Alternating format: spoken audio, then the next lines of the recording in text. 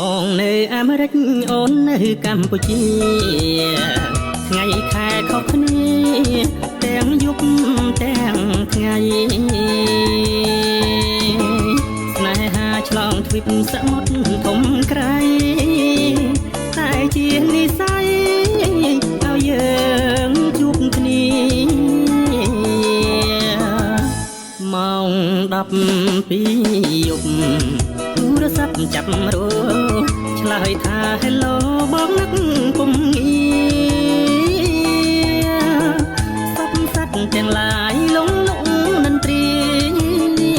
សល់តែតារាបងរួតរាំងស្មៃមិនយូរប៉ុន្មានបងឡើងយន្តហោះទៅជួបស្រីស្រស់នៅពោចិនតងអូនចាំទទួលសម្រងផោផង